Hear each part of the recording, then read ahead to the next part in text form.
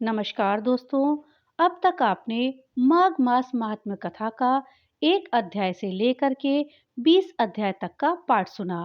अब आइए सुनते हैं माघ मास महात्म्य कथा का 21वां अध्याय। लोमश जी कहने लगे कि पूर्व काल में अवंती देश में वीरसेन नाम का राजा था। उसने नर्मदा के किनारे राजसूय यज्ञ किया और अश्वमेघ यज्ञ भी किए, जिनके खंभे सोने के बनाए। ब्राह्मणों को अन्न का बहुत सा दान दिया और बहुत सी गाय, सुंदर वस्त्र और सोने के आभूषण दान में दिए। वह देवताओं का भक्त और दान करने वाला था। भद्रक नाम का एक ब्राह्मण, जो अत्यंत मूर्ख, कुलहीन, कृषि कार्य करने वाला, दुराचारी तथा अधर्मी था। वह भाई बंधुओं का त्यागा हुआ इधर उधर घूमता हुआ देव यात्रियों के साथ प्रयाग में आया और माघ में उनके साथ 3 दिन तक स्नान किया। वही 3 दिन में ही निष्पाप हो गया और फिर अपने घर चला गया। वह ब्राह्मण और राजा दोनों एक ही दिन मृत्यु को प्राप्त हुए। मैंने इन दोनों को बराबर इंद्रलोक में देखा। तेज, रूप, बल, स्त्री, वस्त्र और आभूषणों में दोनों समान थे। ऐसा देखकर उसके महात्म्य को क्या कहा जाए। राजसूय यज्ञ करने वाला स्वर्ग का सुख भोग कर भी फिर जन्म लेता है, किंतु संगम में स्नान करने वाला जन्म मरण से रहित हो जाता है। गंगा और यमुना के संगम की हवा के स्पर्श से ही बहुत से दुख नष्ट हो जाते हैं। अधिक क्या कहें। और किसी भी तीर्थ में किए गए पाप माघ मास में प्रयाग में स्नान करने से नष्ट हो जाते हैं। मैं पिशाच मोचन नाम का एक पुराना इतिहास सुनाता हूँ। इस इतिहास को यह कन्याएं और तुम्हारा पुत्र भी सुने, उससे इनको स्मृति प्राप्त होगी। पुराने समय में देवधुति नाम का एक बड़ा गंभीर और वेदों का पारंगत एक वैष्णव ब्राह्मण था। उसने पिशाच को निर्मुक्त किया था। वेद निधि कहने लगे कि वह कहाँ का रहने वाला, किसका पुत्र, किस पिशाच को उसने निर्मुक्त किया। आप विस्तार पूर्वक ये सब कथा सुनाइए। लोमश ऋषि ने कहा, किल्पज्ञ से निकली हुई सुंदर सरस्वती के किनारे पर उसका स्थान था। जंगल के बीच में पुण्य जल वाली सरस्वती बहती थी। वन में अनेक प्रकार के पशु भी विचरते थे। उस ब्राह्मण के श्राप के भय से पवन भी बहुत सुंदर चलती थी और वन चैत्र रथ के समान था। उस जगह धर्मात्मा देवधुति रहता था। उसके पिता का नाम सुमित्र था और वह लक्ष्मी के वरदान से उत्पन्न हुआ था। वो सदैव आत्मा को स्थिर रखता, गर्मी में अपने नेत्र सूर्य की तरफ रखता, वर्षा में खुली जगह पर तपस्या करता, हेमंत ऋतु में सारस्वत सरोवर में बैठता और त्रिकाल संध्या करता। जितेंद्रिय और सत्यवादी भी था। अपने आप गिरे हुए फल और पत्तियों का भोजन करता। उसका शरीर सूखकर हड्डियां मात्र रह गया था। इस प्रकार उसको तप करते हुए वहां पर 1000 वर्ष बीत गए। तप के प्रभाव से उसका शरीर अग्नि के समान प्रज्वलित था। विष्णु जी की प्रसन्नता से ही वह सब कर्म करता। दधीचि ऋषि के वरदान से ही वह श्रेष्ठ वैष्णव हुआ था। एक समय उस ब्राह्मण ने वैशाख महीने की एकादशी को हरि की पूजा कर उनकी सुंदर स्तुति तथा विनती करी। उसकी विनती सुनकर भगवान उसी समय गरुड़ पर चढ़कर उसके पास आए। चतुर्भुज, विशाल नेत्र, मेघ जैसा स्वरूप, भगवान को स्पष्ट देखकर प्रसन्नता के मारे उसकी आंखों में आंसू भर आए और कृतकृत्य होकर उसने भगवान को प्रणाम किया। उसने अपने शरीर को भी याद ना रखा और भगवान के ध्यान में लीन हो गया। तब भगवान ने कहा कि हे देवदूति, मैं जानता हूं कि तुम मेरे परम भक्त हो। मैं तुमसे अति प्रसन्न हूं। तुम वर मांगो। इस पर भगवान के वचन सुनकर प्रेम के मारे लड़खड़ाती हुई वाणी में कहने लगा कि हे देवाधिदेव, अपनी माया से शरीर धारण करने वाले आपका दर्शन देवताओं को भी दुर्लभ है। अब आपका दर्शन भी हो गया, मुझको और क्या चाहिए। मैं सदैव आपकी भक्ति में लगा रहूं। भगवान उसके वचन सुनकर कहने लगे कि ऐसा ही होगा। तुम्हारे तप में कोई बाधा नहीं पड़ेगी। जो मनुष्य तुम्हारे कहे गए स्त्रोत को पढ़ेगा, उसकी मुझ में अचल भक्ति होगी। उसके धर्म कार्य में सांगोपांग होंगे और उसकी आज्ञा में परम निष्ठा होगी। माघ मास महात्म्य कथा का 22वां अध्याय। इतना कहकर भगवान अंतर्ध्यान हो गए। तब देवनिधि कहने लगे, हे महर्षि, जैसे गंगा जी में स्नान करने से मनुष्य पवित्र हो जाता है, वैसे ही भगवान की इस कथा को सुनकर मैं पवित्र हो गया। कृपा करके उस स्तोत्र को कहिए जिससे उस ब्राह्मण ने भगवान को प्रसन्न किया। लोमश जी कहते हैं कि उस स्तोत्र को पहले गरुड़ जी ने पढ़ा, उनसे मैंने सुना। हे विप्र, यह स्तोत्र आध्यात्म विद्या का सार है, पापों का नाश करने वाला है। वासुदेव, सर्वव्यापी, चक्रधारी, सज्जनों के प्रिय जगत के स्वामी श्री कृष्ण को नमस्कार है। जब स्तुति करने वाला जिसकी स्तुति की जाएगी तथा सभी जगत विष्णुमय है, तो किसकी स्तुति की जाएगी? जिस भगवान के श्वास वेद है, फिर कौन सी स्तुति उनकी प्रसन्नता के लिए की जा सकती है? जिसको वेद नहीं जान सकते, न वाणी न मन जान सकता है, उसकी स्तुति में अज्ञानी क्या कर सकता है? सारा चर अचर संसार जिसकी माया से चक्र की तरह घूम रहा है, इसी से हे प्रभु, आप चक्रधारी कहलाते हो। ब्रह्मा विष्णु आप ही हो, सारे संसार को उत्पन्न करने वाले। ब्रह्मा को भी आप ही उत्पन्न करने वाले हो। जब जीव शरीर को धारण करता है, तब उसमें ज्ञान उत्पन्न होता है। तुम सब सुखों के दाता हो, इसमें कोई संदेह नहीं है। आपसे संपूर्ण सुखों को देने वाली बुद्धि उत्पन्न होती है। आप ही 5 कर्मेंद्रिय, पंच महाभूत तथा मन के विविध भाव हो। ब्रह्मा विष्णु रुद्र की कल्पना से आप संसार की कल्पना इसी प्रकार करते हो जैसे पिता पुत्री की। कवियों में जो रूप शोभा देता है, उन निर्गुण विष्णु भगवान को मैं नमस्कार करता हूँ, जिसमें ज्ञान रखने से श्रुतियों में कहे हुए कर्मों को लोग करते हैं।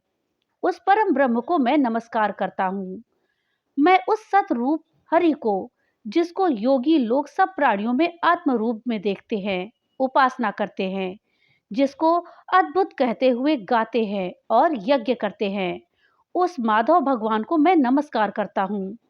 मनुष्यों को माया तथा मोह में पैदा हुए विचित्र अभ्यास, अहंकार तथा ममता को जानकर खो देते हैं, उन भगवान को मैं नमस्कार करता हूँ। संसार में मनुष्यों के मोह रूपी वायु से सदा भभकने वाली ज्वाला आपके चरण कमल की छाया पहुंचने से भी नहीं जलाती, जिसके स्मरण मात्र से मोह अज्ञान रोग दुख दूर हो जाते हैं। उस अनंत रूप को नमस्कार करता हूँ, जिसमें मिल जाने पर और किसी दूसरे की इच्छा नहीं रहती, जिसको जानकर अद्वैतवादी आत्मा को देखते हुए यदि विष्णु शब्द का अर्थ और उसके विषय का ज्ञान एक ही होता, तो इस सत्य से हे माधव, इस संसार की माया में फंसकर तेरे ही ध्यान में रत रहता। यदि वेदांत दर्शन में भगवान सारे संसार में व्याप्त है, तो इसी सत्य से भगवान में भरी निर्विघ्न भक्ति हो, जो बीज नहीं हो तो भी बिना बीज के स्वयं विद्यमान है, सो वह विष्णु भगवान रूपी रंग से हमारे बीच के टुकड़े टुकड़े को, जो षष्ठी स्थित तथा लय के लिए ब्रह्मा विष्णु महेश 3 रूप धारण करते हैं और कार्य में सत रज और तम इन तीनों गुणों में विद्यमान है, वह भगवान मुझ पर प्रसन्न हो। जो प्राणियों के हृदय रूपी मंदिर में निर्मल देव वास करते हैं, वह भगवान मुझ पर प्रसन्न हो। जो अविद्यापूर्ण संसार का त्याग करता है, जगन्मय आप हो। आपका बनाया हुआ विश्व आनंद करता है, आपके त्याग करने पर अपवित्र हो जाता है, उसका साथ करने पर भी तुम बिना साथ के बने रहते हो। बेकार रहित जिनके चार्वाक पंचभूत योग से पैदा हुए चैतन्य मानते हुए उपासना करते हैं, जैन लोग आपको शरीर का परिणाम मानते हैं और सांख्यवादी तुम्ही को प्रकृति से परे पुरुष मानकर ध्यान करते हैं। जन्म इत्यादि से रहित चैतन्य रूप सदा आनंद स्वरूप उपनिषद जिसकी महिमा गाते हैं। आकाशादि पंच महाभूत देह मन बुद्धि इंद्रियां सब कुछ तुम ही हो, तुमसे अलग और कुछ नहीं है। तुम ही सब प्राणियों को उत्पन्न करने वाले हो और मुझको शरण देने वाले हो। तुम अग्नि, रवि, इंद्र, होम, मंत्र, क्रिया तथा फल सब तुम ही हो। कर्म के फल देने वाले बैकुंठ में तुम्हारे सिवाय कोई नहीं है। मैं तुम्हारी शरण में हूँ। सब प्राणियों के हेतु तथा उनको शरण देने वाले तुम ही हो। जैसे युवा पुरुष की युवती में और युवती की युवा में प्रीति होती है, वैसे ही मेरी प्रीति तुम में हो। जो पापी भी आपको प्रणाम करता है, उसको यमदूत ऐसे नहीं देखते हैं जैसे उल्लू सूर्य को। प्रत्येक पाप मनुष्य को केवल उस समय तक ही सुख देते हैं जब तक वो आपके चरण कमलों का सहारा नहीं लेता, जिसको गुण, जाति तथा धर्म को स्पर्श नहीं कर सकते तथा गतियां भी स्पर्श नहीं करती, जो इंद्रियों के वशीभूत नहीं है, जिनका बड़े बड़े मुनि लोग साक्षात नहीं कर सकते, उन भगवान को मैं नमस्कार करता हूँ। जितने ज्ञान रूपी सुंदर गुण हैं, जिन्होंने सुख स्वरूप मोक्ष रूपी लक्ष्मी का आलिंगन किया, जिन्होंने आत्म स्वरूप सुख भोगा है और जिन्होंने ध्यान रूप से मृत्यु को वश में कर लिया है, ऐसे मुनियों से सेवित भगवान को मैं नमस्कार करता हूँ। जो जन्मादि से अलग हैं, जिनको काम, क्रोध आदि दोष दुख नहीं देते, उन वसुदेव भगवान को मैं नमस्कार करता हूँ।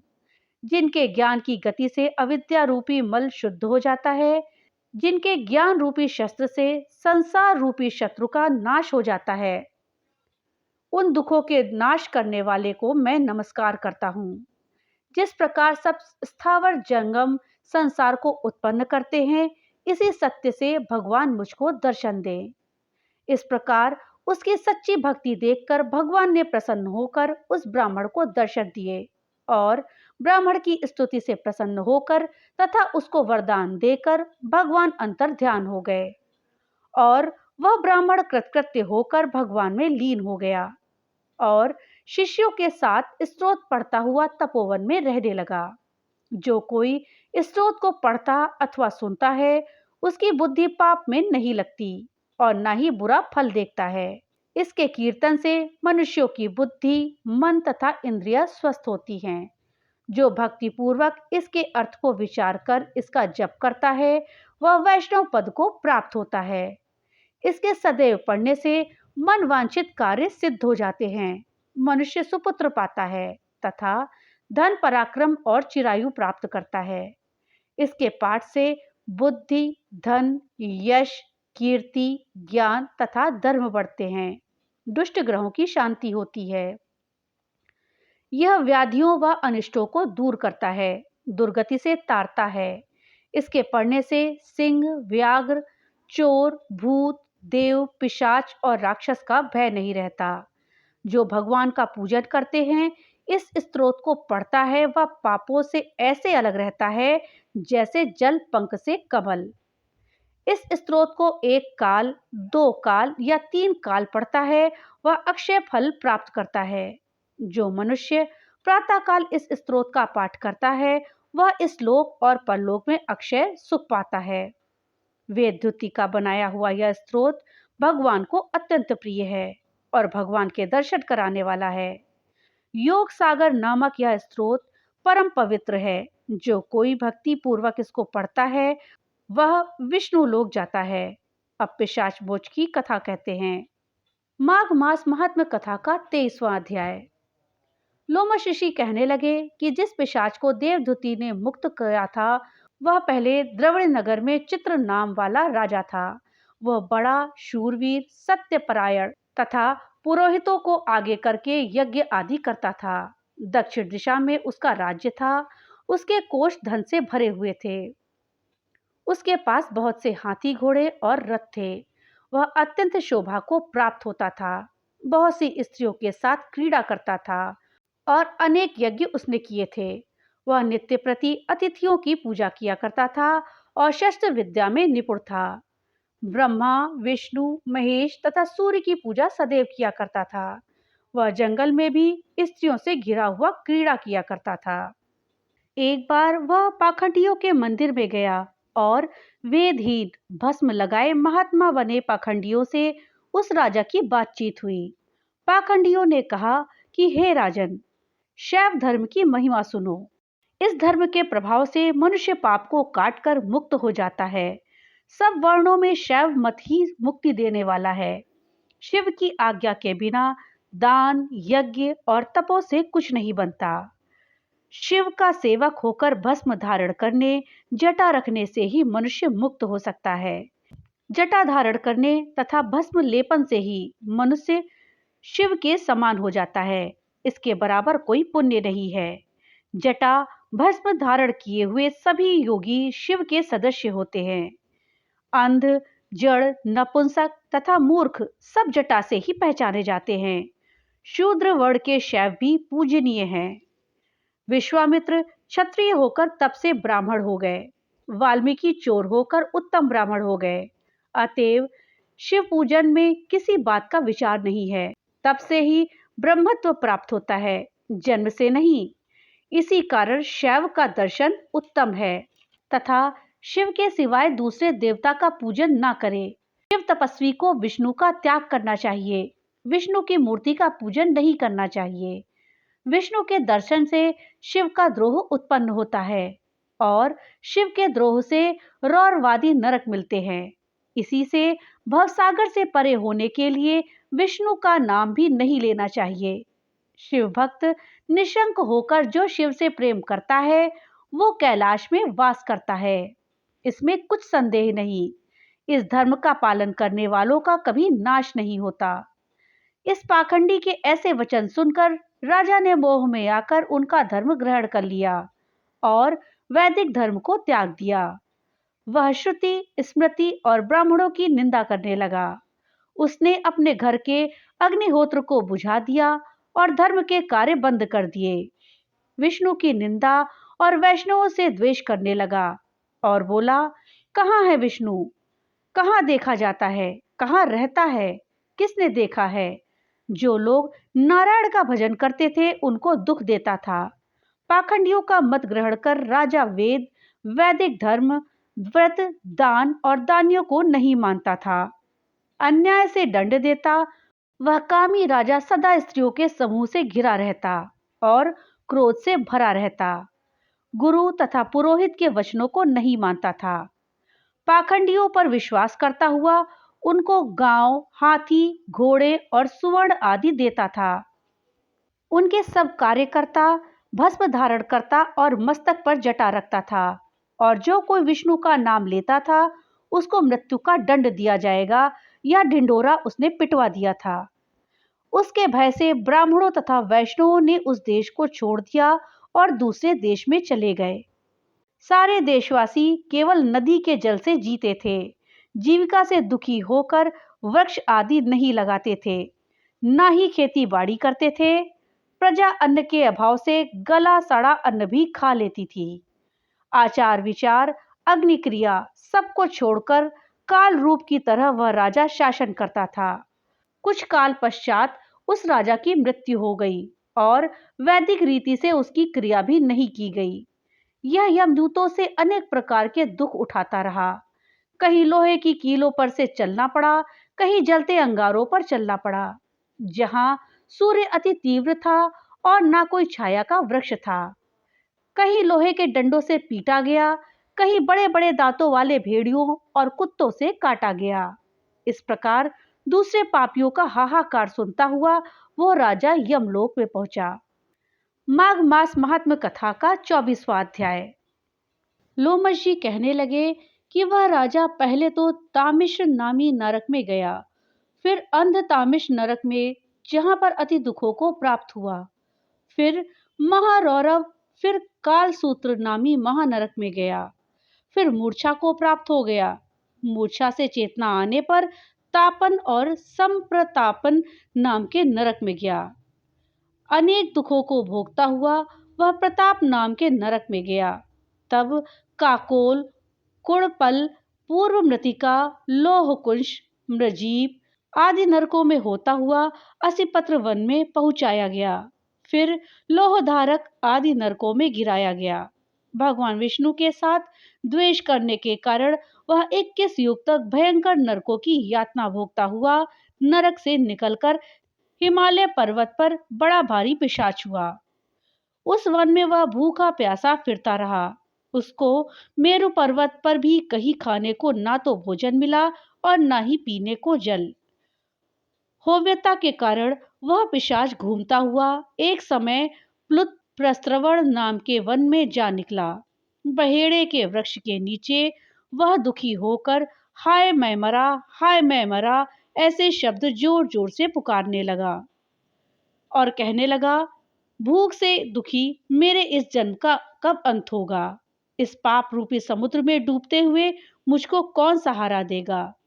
लोमश जी कहने लगे कि इस प्रकार वेद पाठ करते हुए देवदूती ने उसके दुख भरे वचनों को सुना और वहां पर एक पिशाच को देखा, जिसकी लाल डरावनी आंखें, दुर्बल शरीर, काले काले ऊपर खड़े बाल, विकराल चेहरा, काला शरीर, लंबी सी जीभ बाहर निकाली हुई, लंबे होठ, लंबी जांघें, लंबे लंबे पैर, सूखा चेहरा, आंखों में पड़े गड्ढे वाले पिशाच को देखकर देवदूती ने उससे पूछा कि तुम कौन हो और ऐसी करुणा से क्यों रोते हो?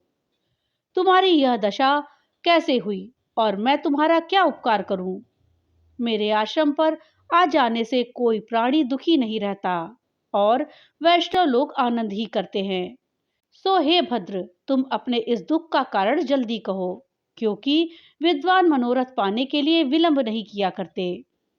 ऐसे लंबे वचन सुनकर प्रेत रोना बंद करके विनीत भाव से कहने लगा कि हे द्विज, किसी बड़े पुण्य में मुझको आपके दर्शन हुए हैं। बिना पुण्य के साधुओं की संगति नहीं होती। और फिर उसने पहले जन्म का वृत्तांत कहा कि भगवान विष्णु के द्वेष के कारण मेरी यह दशा हुई है। जिस हरि का नाम यदि अंत समय में मनुष्य के मुंह से निकल जाए तो मनुष्य विष्णु पद को प्राप्त होता है। जो सबका पालन करता है उसी से मैंने द्वेष किया। यह सब मेरे कर्मों का दोष है, जिसकी ब्राह्मण तप द्वारा प्रार्थना करते हैं। ब्रह्मादि देवता, सनकादि ऋषि जिसको मुक्ति के लिए पूजते हैं, जो आदि, मध्य व अंत में विश्व का विधाता और सनातन है, जिसका आदि, मध्य और अंत नहीं है, उस भगवान के साथ मैंने द्वेष किया। जो कुछ पुण्य किए वो मैंने पहले जन्म में किए थे, वह सब विष्णु के द्वेष रूपी अग्नि में भस्म हो गए। यदि किसी प्रकार मेरे इस पाप का नाश हो जाए तो मैं भगवान विष्णु के सिवाय किसी और देवता का पूजन नहीं करूंगा। विष्णु भगवान से द्वेष कर मैंने बहुत दिनों तक नरक में यातना भोगी और पिशाच योनि में पड़ा हूँ। इस समय मैं किसी अच्छे कर्म के योग से अपने आश्रम में आया हूँ, जहां पर आपके सूर्य रूपी दर्शन ने मेरे दुख समान अंधकार को दूर कर दिया। अब आप कोई ऐसा उपाय बताएं जिससे मेरी यह पिशाच योनि दूर हो, क्योंकि सज्जन पुरुष उपकार करने में देर नहीं करते हैं। देवदूती कहने लगे कि यह माया देवता, मनुष्य, असुर सबकी स्मृति को मोहित कर देती है, जिससे धर्म का नाश करने वाला द्वेष उत्पन्न हो जाता है। जगत के उत्पन्न करने, रक्षा करने और नाश करने वाले जो सब प्राणियों की आत्मा है, उनसे भी लोग द्वेष करते हैं। जिनके अर्पण करने से सभी कर्म सफल होते हैं, उनकी भक्ति से मुख मोड़ने वाले मूर्ख कौन सी गति को प्राप्त नहीं होते। चारों वर्णों का वेदोक्त हरि का भजन करना ही उत्तम है, अन्यथा कुमार्ग में चलने वाले मनुष्य नरक के गामी होते हैं। इसी कारण वेद विरुद्ध कर्मों को त्यागना चाहिए। अपनी बुद्धि से बचे हुए धर्म के मार्ग पर चलने से मनुष्य परलोक के पथ का भी नाश करते हैं। वह वेद, देवता और ब्राह्मणों की निंदा करते हैं। झूठे मन कल्पित शास्त्रों को मानने वाले नरक पे जाते हैं। देवाधिदेव विष्णु से विमुख होने वाले नरक में जाते हैं, जैसे द्रविड़ देश का राजा नरक में गया। इस कारण इनकी निंदा नहीं करनी चाहिए और वेदों में ना कही गई क्रिया को भी नहीं करना चाहिए। लोमश जी कहते हैं कि ऐसा कहने पर मुनि ने पिशाच को सुमार्ग बताया कि माघ मास में तुम प्रयाग में जाकर स्नान करो, उससे तुम्हारी वह पिशाच योनि समाप्त हो जाएगी। माघ मास में प्रयाग में स्नान करने से मनुष्य पहले जन्म के सब पापों से मुक्त हो जाता है। वहां पर स्नान करने से मुक्ति प्राप्त होती है। इससे बढ़कर और कोई प्रायश्चित नहीं है। संसार में यह मोक्ष और स्वर्ग का खुला हुआ द्वार है। गंगा और यमुना का संगम त्रिवेणी संसार में सबसे उत्तम तीर्थ है। पाप रूपी बंधन को काटने के लिए यह कुल्हाड़ी है। कहाँ तो विष्णु, सूर्य, तेज, गंगा यमुना का संगम, और कहाँ यह तुच्छ पाप रूपी तृण की आहुति। जैसे घने अंधकार को दूर करने वाला शरद का चंद्रमा चमकता है, उसी तरह संगम के स्नान से मनुष्य पवित्र हो जाता है। मैं तुमसे गंगा यमुना के संगम का वर्णन नहीं कर सकता, जिसके जल की एक बूंद के स्पर्श से केरल देश का ब्राह्मण मुक्त हो गया। ऋषि के ऐसे वचन सुनकर प्रेत के मन में शांति उत्पन्न हो गई, मानो सब दुखों से छुटकारा मिल गया हो। प्रसन्नता से उसने विनय पूर्वक ऋषि से पूछा। माघ मास महात्म्य कथा का 25वां अध्याय। पिशाच कहने लगा कि हे मुनि, केरल देश का ब्राह्मण किस प्रकार मुक्त हुआ, ये कथा कृपा करके विस्तार पूर्वक कहिए। देवदूति कहने लगे, केरल देश में वासु नाम का एक वेद पारंगत ब्राह्मण था। उसके बंधुओं ने उसकी भूमि छीन ली, जिससे वो निर्धन और दुखी होकर अपनी जन्मभूमि त्याग कर देश विदेश में घूमता। किसी व्याधि से ग्रस्त होकर मृत्यु को प्राप्त हो गया। उसका कोई बांधव न होने के कारण उसकी अर्ध वैदिक क्रिया नहीं हुई और न ही उसकी दाह क्रिया पूरी हुई। इस प्रकार क्रिया के लोप होने से निर्जन वन में वह प्रेत होकर चिरकाल तक फिरता रहा। शीत, ताप, भूख प्यास के दुख से हाहाकार करता हुआ वो नंगे शरीर रोता फिरता था, परंतु उसको कहीं सद्बुद्धि नहीं दिखाई देती थी। सर्वथा दान न देने से वह अपने कर्म फल को भोगता था। जो लोग अग्नि में आहुति नहीं देते, भगवान का पूजन नहीं करते, वे आत्मविद्या का अभ्यास नहीं करते, अच्छे तीर्थों से विमुख रहते हैं। जो लोग दुखी लोगों को स्वर्ण, वस्त्र, तांबूल, रत्न, फल तथा जल नहीं देते, वो तथा छल कपट से जीविका प्राप्त करते हैं। दूसरों तथा स्त्रियों का धन हरने वाले, पाखंडी, कुटिल, चोर, बालवृद्ध तथा आतुर और स्त्रियों पर निर्दयता करने वाले, आग लगाने वाले, विष देने वाले, झूठी गवाही देने वाले, कुमार्ग पर चलने वाले, माता पिता, भाई बहन, संतान तथा अपनी स्त्री का त्याग करने वाले, जो सब तीर्थों में दान लेते हैं, पालन करने वाले, स्वामी को त्यागने वाले, गौर तथा भूमि के चोर, वेदों की निंदा करने वाले, वृथा द्रोह करने वाले, प्राणियों की हिंसा करने वाले, देवता गुरु की निंदा करने वाले, यह सभी बारंबार प्रेत, पिशाच, राक्षस तथा बुरी योनियों में जन्म लेते हैं। अतएव बुरे कर्मों से बचकर धर्म के कार्य तथा यज्ञ, दान और तप आदि करने चाहिए, क्योंकि कर्म फल अवश्यमेव मिलता है। इस प्रकार प्रेत की गति देखकर पाप कर्म कदापि नहीं करने चाहिए। ब्राह्मण कहने लगा कि इस प्रकार उस केरल ब्राह्मण ने उस पर्वत पर अधिक समय व्यतीत करके एक मार्ग में एक पथिक को देखा, जो 2 गगरियों में त्रिवेणी का जल लिए हुए था। आनंद पूर्वक भगवान के चरित्र का गान कर रहा था। प्रेत ने उसका मार्ग रोककर कहा कि तुम डरो मत, इस गगरी का जल मुझको पिलाओ, नहीं तो मैं तुम्हारे प्राण ले लूंगा। देवदूती कहने लगा कि दुखी, दुर्बल, नंगे, मुरझाए हुए तुम कौन हो? पैरों से पृथ्वी को स्पर्श ना करके चलते हो। लोमश जी बोले, प्रेत यह वचन सुनकर कहने लगा कि मेरे ऐसा होने का कारण सुनो। मैंने कभी ब्राह्मणों को दान नहीं दिया, अत्यंत लोभी, क्रियाहीन, दूसरों के अन्न से पलने वाला। मैंने कभी किसी को भिक्षा नहीं दी, ना दूसरों के दुख से दुखी हुआ। प्यासे प्राणियों को मैंने कभी जल नहीं पिलाया। मैंने कभी छाता, जूता दान नहीं किया, ना किसी को जल का पात्र, पान या औषधि किसी को दी। ना मैंने अपने घर में कभी किसी अतिथि को ठहराकर उसका सत्कार किया। अंधे, वृद्ध, अनाथ और दीनों को मैंने कभी अन्न से संतुष्ट नहीं किया और ना ही किसी रोगी को मुक्त किया। ना कभी ब्राह्मणों को दान दिया, ना कभी अग्नि में हवन किया। वैशाख आदि मास में किसी को ठंडा जल नहीं पिलाया। ना ही मैंने बड़ या पीपल का कोई वृक्ष लगाया, ना किसी प्राणी को बंधन से छुड़ाया। कभी कोई व्रत करके शरीर को नहीं सुखाया। इस कारण मेरा पूर्व जन्म सब बुरे कर्मों में ही व्यतीत हुआ। मेरे पूर्व जन्म के कर्मों से ही मेरी ये गति हुई है।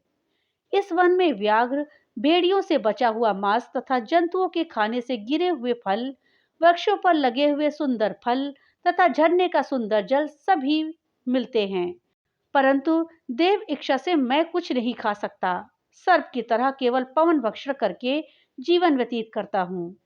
बल, बुद्धि, मंत्र, पुरुषार्थ से लाभ हानि, सुख दुख, विवाह, मृत्यु, जीवन भोग, रोग तथा वियोग में केवल भाग्य ही कारण होता है। कुरूप, मूर्ख, कुकर्मी, निंदित तथा पराक्रम से हीन मनुष्य ही भाग्य से ही राज्य भोगते हैं। काने, लूले, लंगड़े, नीतिहीन, निर्गुण, नपुंसक भाग्य से राज्य प्राप्त करते हैं। पर्वत पर भी बलवान राक्षस, पिशाच रहते हैं, जिनमें से कभी-कभी कोई-कोई कहीं-कहीं वन में फिरते हुए अपने कर्म के अनुसार अन्न जल प्राप्त करते हैं। परंतु आपको उनका भय नहीं होना चाहिए, क्योंकि धर्मात्मा पुरुषों की उनकी पवित्रता ही रक्षा करती है। ग्रह, नक्षत्र, देवता सर्वथा धर्मात्माओं की रक्षा करते हैं। यह पिशाच आप जैसे भक्त की तरफ आंख उठाकर भी नहीं देख सकते। जो नारायण भगवान की भक्ति से पवित्र रहता है, उसको प्रेत, पिशाच, पूतना कोई बाधा नहीं दे सकते। भूत, बेताल, पिशाच, गंधर्व, काकिन, शाकिनी, ग्रह रेवती, यज्ञ मात ग्रह, भयंकर ग्रह, कृत्या, सर्प कुष्मांडा तथा दूसरे दुष्ट जंतु पवित्र वैष्णव की तरफ देख भी नहीं सकते। जिसकी जिह्वा पर गोविंद का नाम, हृदय में वेद तथा श्रुति विद्यमान है, जो पवित्र और दानी है, उनको कभी भय नहीं हो सकता। हे ब्राह्मण, इस प्रकार के कर्मों का फल भोगता हुआ मैं यहाँ पर रहता हूँ। ऐसा सोचकर मैं शोक नहीं करता। एक बार मैं जवालिनी नदी के किनारे पर गया था। वहां पर घूमते हुए मैंने सारस के वचनों को सुना था। तो दोस्तों, ये था माघ मास महात्म्य कथा का 21वें अध्याय से लेकर के 25वें अध्याय तक का पाठ। कथा अगर अच्छी लगी हो तो लाइक और ज्यादा से ज्यादा शेयर करिएगा। और हाँ, अगर चैनल पे नए आए हैं तो चैनल को सब्सक्राइब करना मत भूलिएगा। और अपने विचार हमें कमेंट बॉक्स में लिख करके जरूर बताइएगा। तो मिलते हैं अगली वीडियो में आगे की कथा के साथ। तब तक के लिए राधे राधे।